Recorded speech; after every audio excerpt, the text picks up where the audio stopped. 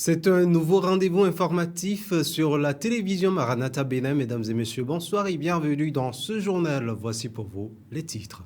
Après 3 jours de séminaire à l'auditorium de la mission Source de vie, placé sous le thème Femmes de valeur, Lève-toi, le mouvement des servantes de Dieu du Bénin a refermé ses activités ce dimanche 22 mars 2026 par un culte d'action de grâce.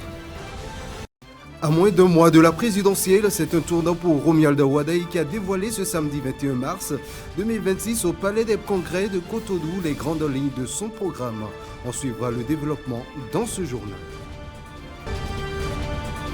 Et puis au Cameroun, réuni en séance plénière ce lundi 23 mars au Palais de Verre Paul Biya à Yaoundé, les députés à l'Assemblée nationale ont adopté le projet de loi portant prorogation de leur mandat. Et puis Dieu est pour nous un refuge et un appui, un secours qui ne manque jamais dans la détresse. Psaume 46, verset 2. À toutes et à tous à nouveau, bonsoir. Après 3 jours de séminaire à l'auditorium de la mission Évangile Source de vie, placé sous le terme Femmes de valeur, lève-toi, le mouvement des servantes de Dieu du Bénin a refermé ses activités ce dimanche 22 mars 2026 par un culte d'action de grâce. Entre chants, moments de reconnaissance et messages d'exhortation, cette clôture a marqué les esprits des participants. Retour donc sur les temps forts de ce programme. La célébration s'est ouverte par des chants de louanges.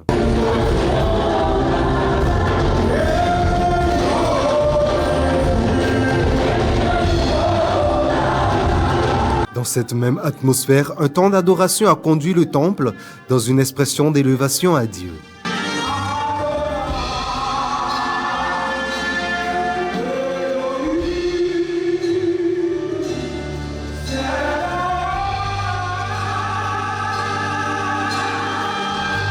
Un moment particulier a été consacré à l'honorification de la secrétaire générale. À travers cette distinction, le mouvement a salué son engagement dans cette tâche.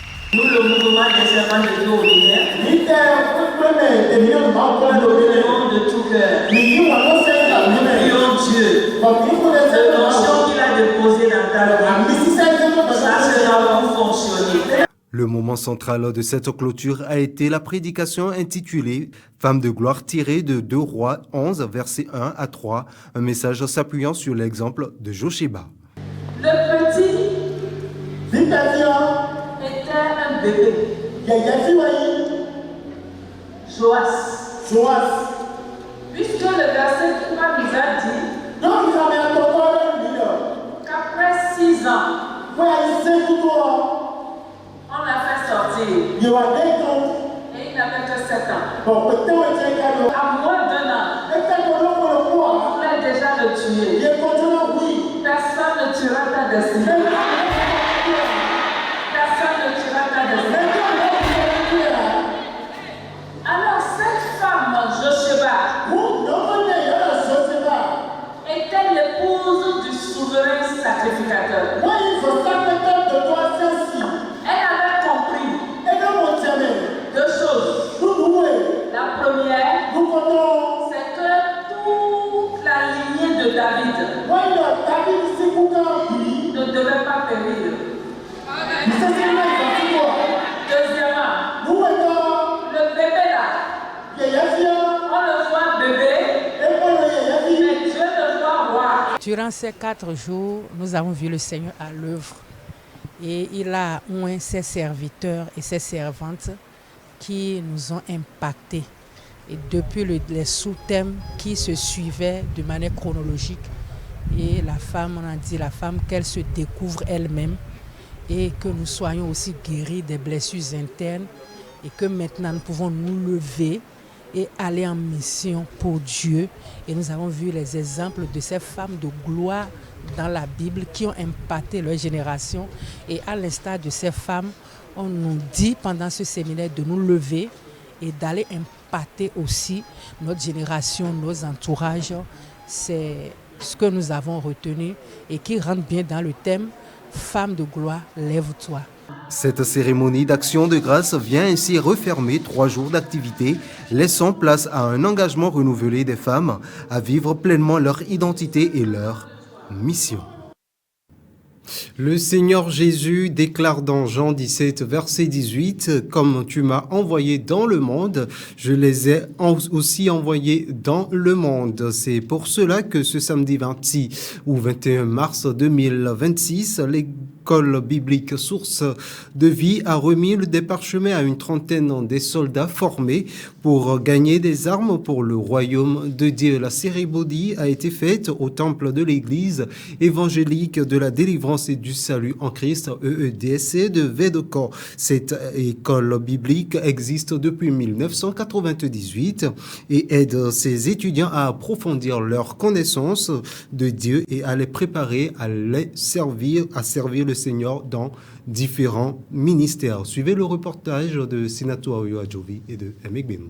Les étudiants des 14e et 15e promotions de l'école biblique Source de Vie ont reçu leur certificat de fin de formation ce samedi 21 mars 2026. Une trentaine d'étudiants ont été aguerris pendant 2 ans à travers différents cours dont, entre autres, l'éthique ministérielle, l'histoire de l'Église, l'herméneutique, l'art de présenter le message d'enseignement ou de prédication, l'introduction de la Bible. Responsable de dénomination, enseignant de l'école biblique Source de Vie, le doyen de cette école, révérend Fred Davis, et son épouse Debbie Davis, venue des États-Unis, frères et sœurs en Christ, parents et amis étaient massivement présents. À l'occasion, différentes allocutions ont été faites pour présenter non seulement l'école biblique, mais aussi pour encourager et rappeler aux récipiendaires que le maître de la moisson sera toujours à leur côté pour travailler avec eux et qu'ils n'ont pas le droit de dérailler. Il a dit, l'Éternel est avec vous quand vous êtes avec lui. Si vous le cherchez, vous le trouverez. Si vous l'abandonnez, il vous abandonnera. Il a dit dans Jacques, approchez-vous de Dieu, il s'approchera de vous. Attachez-vous à Dieu. Ne dites pas, je suis maintenant tant dans le ministère. Ayez la même crainte que vous avez eue dès le départ. Le Seigneur sera avec vous. Comment Dieu a-t-il envoyé Jésus? Il l'a envoyé avec la douceur, avec la sainteté, avec sa puissance, avec des miracles. When we look at the ministry, the most important thing is that we have a big heart. Lorsque nous regardons le ministère, la chose la plus importante est que nous ayons un grand cœur. What does God want? Dieu, que veut-il? What does He want? Qu'est-ce qu'il veut? He wants a broken and a contrite Il heart. veut un cœur contrit et humble. And He wants people to come into His family. Et il voudrait que les gens viennent dans sa famille. And He's going to use you to do it. Et il va se servir de toi pour le faire. I want to ask you, Et je voudrais vous demander, will you be a Saul serez-vous un Saül or will you be a David? ou un David? Will you be a David? Serez-vous un David? I challenge you today. Je vous défie aujourd'hui. Be men and women after the heart of God. Soyez des hommes et femmes selon le cœur de Dieu. Le directeur, le révérend Nazer Runkpaloude, a rappelé aux uns et aux autres que les portes de l'école biblique Source de Vie, Cisa Agla, sont prêtes à accueillir quiconque désire mieux connaître les Saintes Écritures pour servir excellemment le Seigneur Jésus. Mais il a ajouté qu'il faut que cette personne soit née de nouveau et recommandée par son pasteur.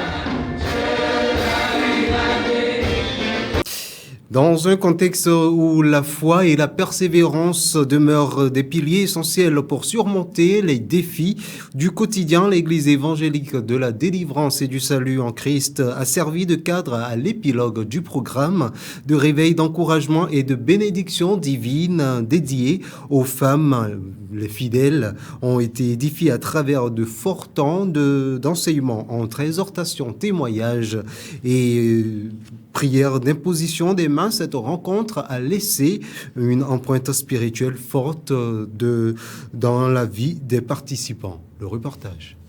La rencontre a débuté par des temps d'intercession.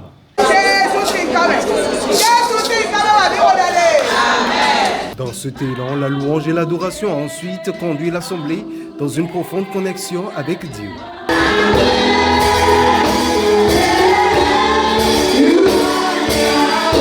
Le premier message d'exhortation a été apporté par l'évangéliste Anita autour du thème « Combattre avec les armes spirituelles ». And so I will charge you today Ainsi, je vous exhorte aujourd'hui that for a spirit of depression, put on a garment of praise. si vous ressentez la dépression, portez le manteau de louange. À sa suite, l'oratrice principale, la conférencière Davis Debbie, a délivré un message puissamment intitulé « Dieu te voit » tiré du livre de Genèse 16, verset 13. I think one of the Des things choses que that I je want veux que the les femmes women sur Guinée sachent to know et qu'elles sont importantes pour Dieu. Je comprends que les femmes ici travaillent dur chaque jour. Dieu voit chaque chose qu'elles font. Parmi les temps de cette rencontre, la remise de présents aux conférencières a témoigné la reconnaissance de l'Église pour leur engagement et leur disponibilité à servir. Vous écoutant, vous allez donner le meilleur de vous-même. And listening to you, you give the best you have. Et chaque femme a été bénie personnellement. And each woman was blessed with your riches. Disons merci. Prenant la parole, à son tour, le premier responsable de l'Église a exprimé sa gratitude envers les invités ainsi qu'à toutes les femmes qui ont massivement pris part à ce programme, saluant leur mobilisation et leur soif spirituelle. Je vous félicite et rends grâce à Dieu pour ce programme qui a pu se tenir et qui a commencé mercredi et qui est en train de prendre fin maintenant. C'est la première fois, vous savez, que Maman Rita est venue. Ma bénédiction consiste en ce que je suis venu être au milieu de cette merveilleuse femme. To be overlooked, Que vous soyez sous-estimés. and even in some situations abused.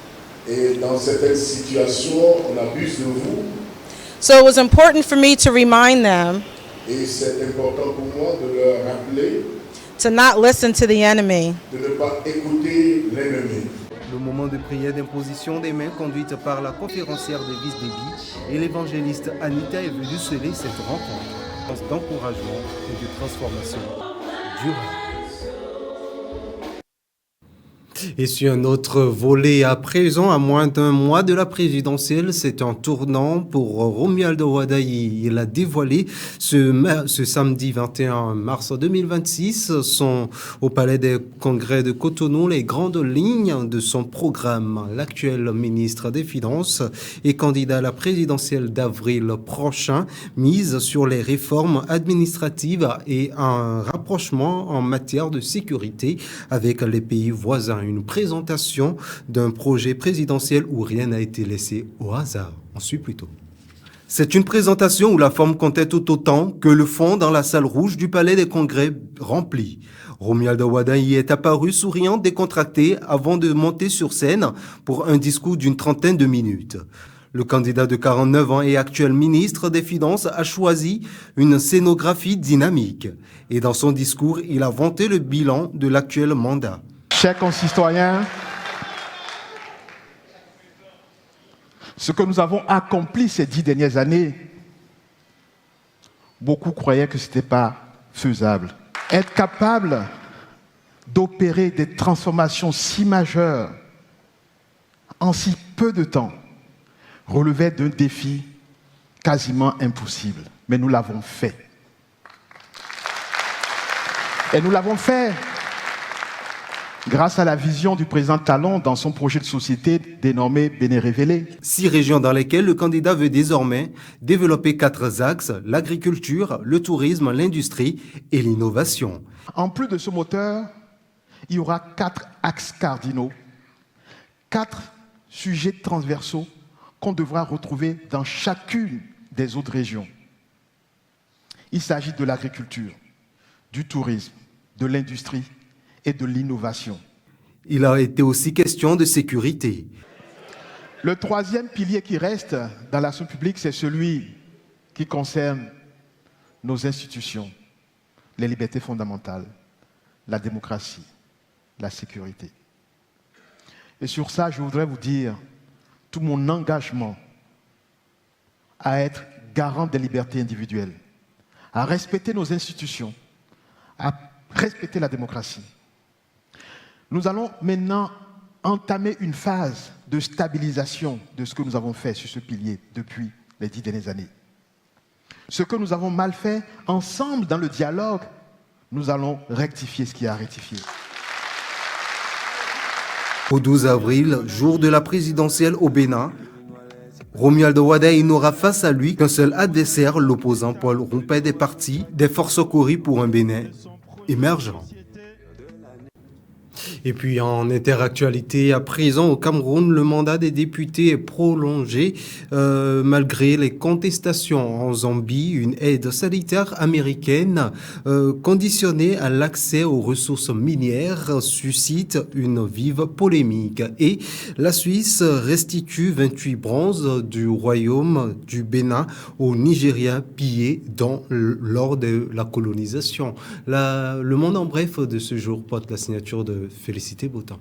Au Cameroun, les députés ont adopté lundi 23 mars au Palais de Verre Paul Biya à Yaoundé une nouvelle prorogation de leur mandat. Initialement attendu en mars 2025, puis prolongé une première fois, ce mandat est à nouveau étendu de 9 mois jusqu'au 20 décembre. Cette décision suscite des critiques au sein de l'opposition qui questionnent la légitimité des députés à engager des réformes constitutionnelles. Certains élus réclament désormais l'organisation d'un référendum. La présidente de l'UDC, Patricia Tomaino Ndam Nchoya, dénonce une crise de la représentation. De son côté, le président Paul Biya, au pouvoir depuis 1982, avait évoqué un réajustement du calendrier électoral en février. Sa réélection en octobre dernier a été marquée par des manifestations violemment réprimées. En Zambie,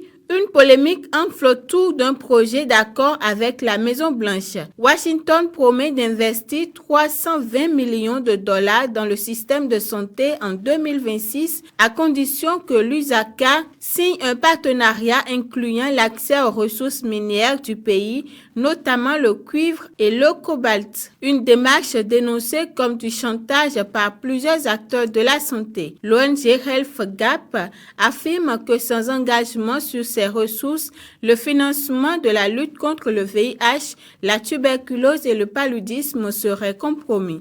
Sur le terrain, l'indignation est forte. Les professionnels de santé jugent ces conditions inacceptables, estimant que l'aide ne doit pas être liée à des intérêts stratégiques. Dans la région, le Zimbabwe a déjà un accord similaire avec les États-Unis, invoquant le principe d'une aide au développement sans contrepartie liée à l'exploitation des ressources naturelles. En Suisse, le musée d'ethnographie de Genève, le musée Rietberg et le musée d'ethnographie de l'Université de Zurich ont signé vendredi 20 mars 2026 un accord pour restituer 28 bronzes du royaume du Bénin au Nigeria. Ces œuvres, conservées en Suisse depuis le début du XXe siècle, avaient été pillées en 1897 lors de l'expédition coloniale britannique. Après plusieurs années de recherche sur leur provenance et de discussions avec les autorités nigérianes, leur transfert de propriété a été acté. Cette restitution pourrait marquer le début d'un processus plus large, d'autres musées suisses devant encore rendre leurs conclusions sur des objets issus du même royaume.